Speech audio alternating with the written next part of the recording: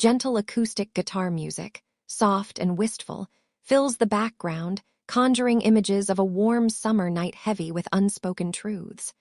There's a moment in the stillness of long summer evenings when the world seems to pause.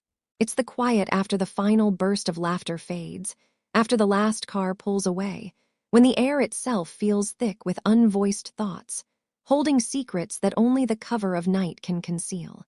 For years, I'd mastered the art of moving through those quiet hours, gathering the remnants of other people's joy while my own heart stayed neatly tucked away, calm and undisturbed.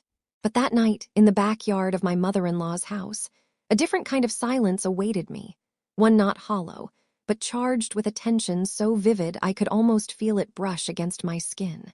It was a silence that threatened to unravel the carefully constructed illusion of the perfect life I'd worked so hard to maintain. Have you ever sensed that one encounter, one fleeting conversation in the twilight, could shift the entire course of your life? This is the story of that night, the story of an unseen boundary and the thrill and fear of stepping toward it. If you've ever felt isolated even in a crowd, if you've yearned to be truly seen, then stay with me. Hit the like button and subscribe, because the whispers shared in that garden might resonate with you too. My name is Alina. The summer gatherings at my mother-in-law's house were a cherished tradition, as predictable as the seasons. The sprawling old house, with its backyard garden sloping down to a gentle creek, became the stage for a well-rehearsed performance. Cousins, aunts, uncles, and close friends all played their parts with enthusiasm, each role carefully assigned. I was Lucas's wife, the eldest son's partner, the one who always smiled, the one who ensured every glass was filled. My role was the steady one, the quiet foundation supporting the family's boisterous happiness. That night, the performance had been particularly draining. The air was humid, clinging to my skin, and the string lights draped across the trees flickered like sleepy fireflies. The clamor of laughter and clinking glasses created a chaotic hum that left my head spinning. My husband, Lucas, had indulged a bit too much, not in a disruptive way. He never was. His laughter softened, his stories grew louder and more repetitive, until the heat, the wine, and the chatter wore him down. "I think I'm done for the night, sweetheart," he said around midnight, pressing a quick kiss to my cheek, his breath tinged with Merlot. "I'm beat." I watched him climb the stairs, his steps slightly unsteady, and felt that familiar ache, a blend of affection and a deep, lingering loneliness. Did I love him? Absolutely. He was a good man, a devoted father, but somewhere in our 15 years of marriage, we'd stopped truly seeing each other. We'd become efficient teammates in the business of our life, but the intimacy, the curiosity about each other's inner worlds, had faded so slowly I barely noticed it was gone. Most of the guests drifted away as the night wore on, some driving off with promises of future visits.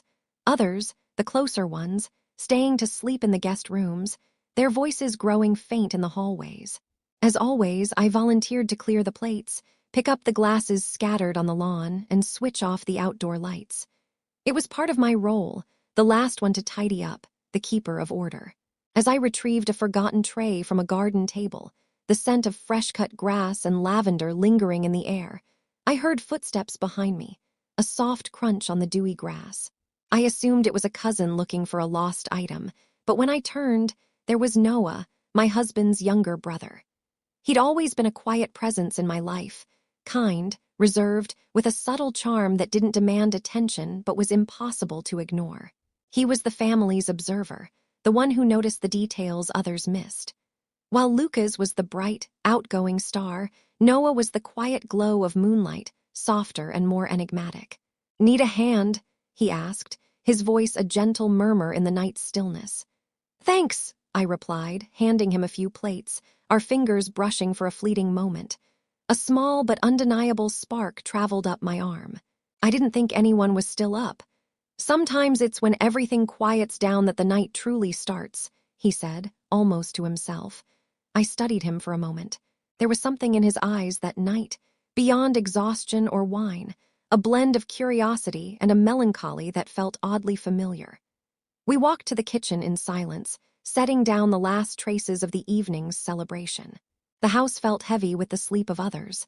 When I returned to the garden to turn off the string lights, Noah followed.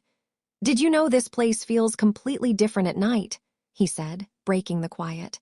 "It's more intimate, like the garden's sharing secrets it keeps hidden during the day." I let out a soft laugh, unsure how to respond. Maybe it was because I understood exactly what he meant, or maybe it was the way his closeness, the faint glow of the lights catching in his eyes, stirred something unexpected in me.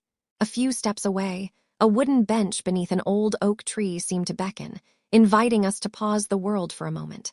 Without a word, we both moved toward it and sat.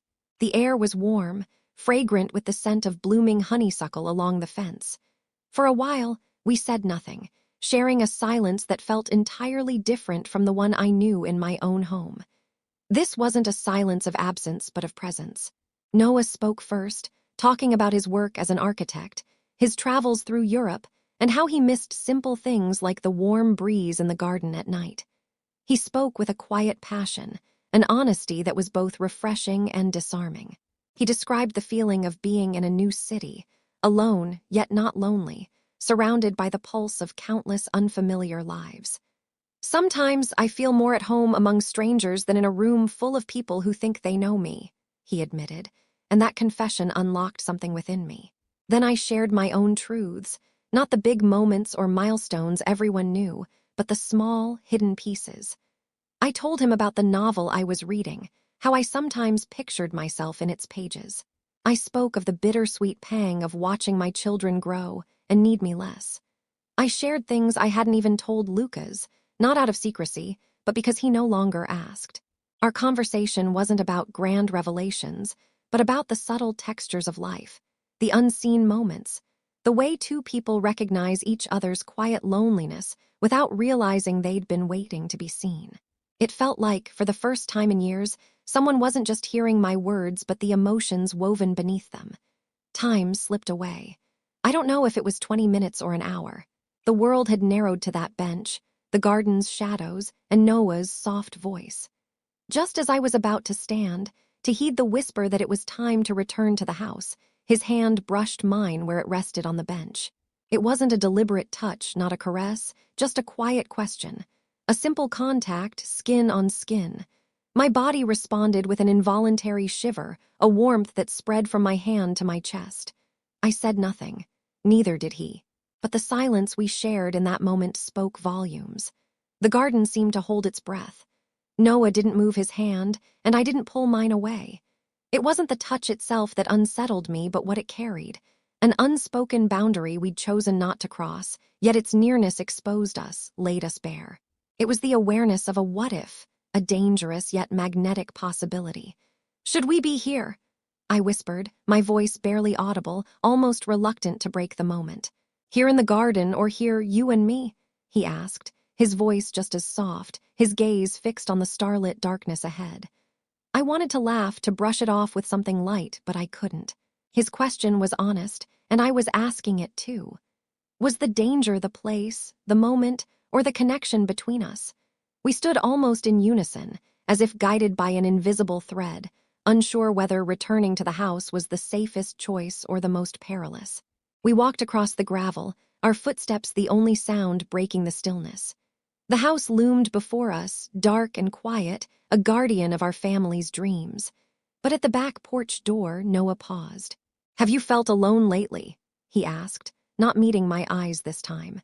His profile stood out against the faint light spilling from the house. His question wasn't an accusation but a confession, as if he were saying, "I feel alone, do you?" I nodded slightly, unable to find words.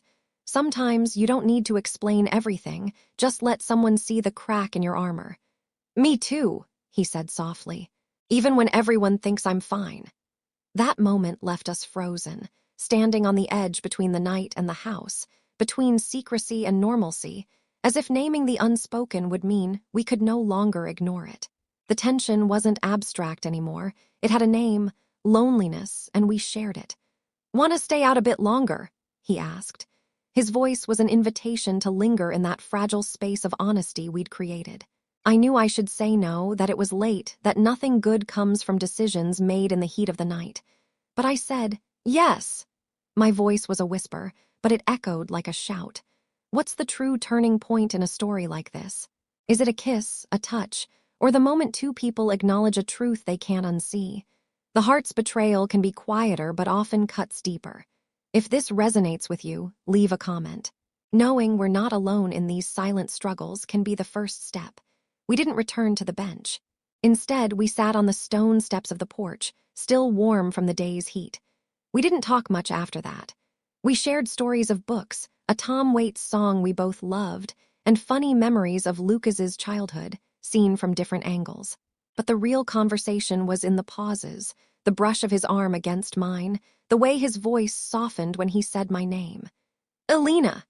It sounded different when he said it, less like a name and more like a melody.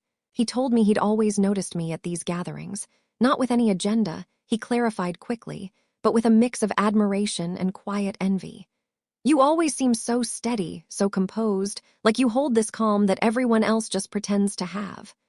I surprised myself with my response. It's not calm, it's surrender. It's learning to carry the weight without letting it show. I don't know how long we sat there. The moon shifted across the sky, and eventually the garden's automatic lights dimmed, leaving us in near-total darkness under a star-scattered sky. His hand found mine again, this time with purpose, his fingers lacing with mine. I didn't pull away. It felt right, as if our hands were meant to fit together. There were no vows, no declarations, just a moment where the need for connection was as powerful as the knowledge we were crossing a line. But for the first time in years, I felt vividly alive. The bench, when we returned to it, groaned softly under our weight, as if reluctant to witness what the night held. My pulse raced in my wrists, my neck, my temples. Noah said nothing. Neither did I. The silence wasn't comfortable anymore. It was charged, electric. We weren't the same people who'd started clearing dishes. That innocence was gone. What scares me most, Noah said, his voice steady despite a faint tremor, is that nothing comes of this. That tonight just fades like so many things left unsaid. My breath caught. I wanted to agree, to say that some moments linger, even if they don't fully happen. That the weight of a shared glance, a withheld truth, can be more lasting than any action. But the words wouldn't come. We stood again, almost in sync. He led the way to the narrow back hallway toward the kitchen.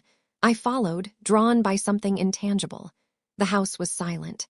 The living room clock read 2:47 a.m. We paused by the kitchen door.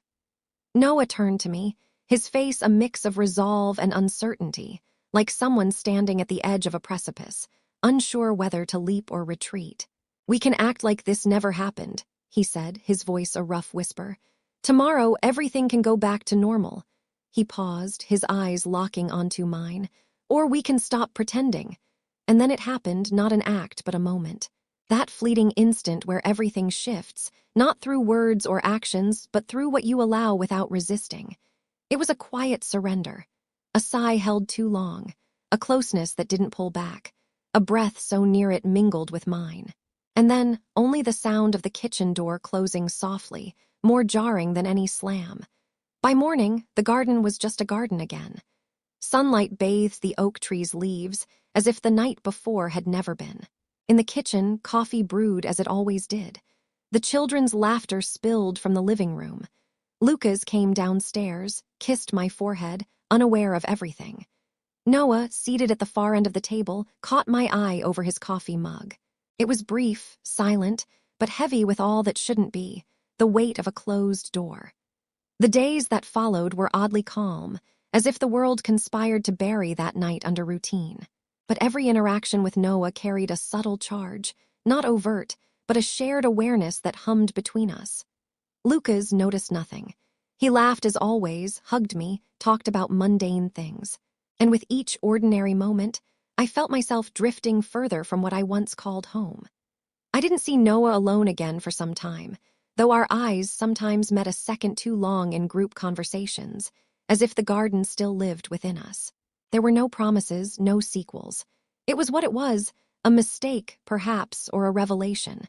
A mirror reflecting everything we keep silent while pretending life goes on.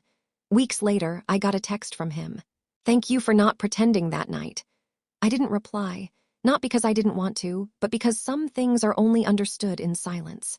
Sometimes, life holds up a mirror not made of glass, but of our desires, our voids, all we feel but never say. This isn't about excusing betrayal, but understanding its roots. It often begins not with an action, but with an absence. And sometimes, one moment of true connection can change us more than a lifetime of pretense. The guitar music deepens, reflective, then fades slowly. What about you? Have you experienced a moment that made you question everything? A moment that, even without being physical, marked a before and after in your emotional world? Share it in the comments. Your story might echo with someone else feeling alone in their silence. If this story touched you, subscribe for more heartfelt, nuanced tales exploring the complexities of the human heart.